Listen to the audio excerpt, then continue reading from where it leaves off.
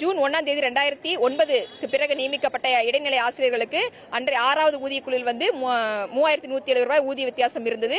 இன்னைக்கு வந்து அது 16,000 அதிகரித்திருக்கிறது. கிட்டத்தட்ட ஒவ்வொருத்தருக்கும் 16 முதல் 20,000 வரைக்கும் டிஃபரன்ஸ் இருக்குங்க. அது சரி பண்றதுக்காக கேட்டுதான் நாங்க போராடிட்டு இருக்கோம். கடந்த 16 ஆண்டுகளா போராடிட்டு இருக்கோம். நம்முடைய முதல்வர் அவர்கள் சென்ற ஆட்சியின் போது எதிர்க்கட்சி தலைவராக இருந்த பொழுது வந்து எங்களுக்கு நேரில் வந்து ஆதரவு கொடுத்தாங்க. தேர்தல் அறிக்கை 311லயும் இதை வந்து கொடுத்திருந்தாங்க. இப்ப என்னன்னா ஆட்சிக்கு வந்த உடனே நிறைவேற்றுவேன்னு சொல்லியிருந்தாங்க. அதுக்கப்புறமும் நாங்க போராட்டம் பண்ணியிருந்தோம். 3 வருடங்களுக்கு முன்னாடி இதே மாதிரி ஜனவரி 1 எங்களுக்காக ஒரு ஊதிய முரண்பாட்டை களைவதற்காக ஒரு குழு போட்டாங்க.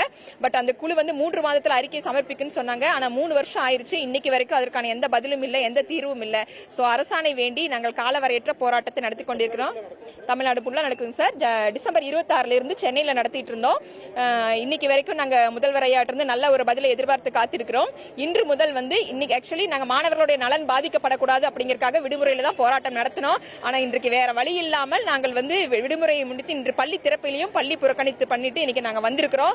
இதை வந்து அமைச்சரும் முதலமைச்சரும் தலையிட்டு எங்களுடைய பிரச்சனையை தீர்த்து வைப்பாங்க. நாங்க நல்லபடியா ஸ்கூலுக்கு போய் எங்களுடைய கல்வி பணியை தொடரணும்னு நினைக்கிறோம்.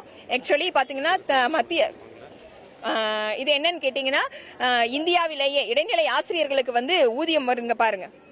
மத்திய அரசுக்கு இணையான ஊதியம் வந்து நாங்க கேட்கல. மாநில அரசுல ஒவ்வொரு மாநிலத்திலையும் வந்து இடைநிலை ஆசிரியர்களுக்கு வழங்கப்படுகின்ற ஊதியம் இவ்வளவு. ஆனால் தமிழ்நாட்டில் மட்டும்தான் இன்னைக்கு நம்ம டீச்சர் ட்ரைனிங் முடிச்சு டெட் எக்ஸாம் எழுதி அதுக்கப்புறம் ஒரு நியமன தேர்வு எழுதி பணிக்கு வர ஒரு ஆசிரியரோட அடிப்படை ஊதியம் 20,600. இது வந்து 8ஆம் வகுப்பு கல்வி தகுதியுடைய ஒரு ஓட்டுநர் பணிக்கு கொடுக்கக்கூடிய ஊதியம். இதை தான் நாங்க கொடுத்துட்டு இருக்கோம். ஆனா நம்ம இந்தியாவில் ஃபுல்லா வந்து தமிழ்நாடு தான் கல்வியில முதலிடத்துல இருக்குது.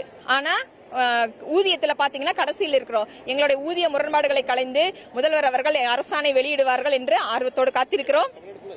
தமிழ்நாடு ஃபுல்லாக 20,000 பேர் இருக்காங்க.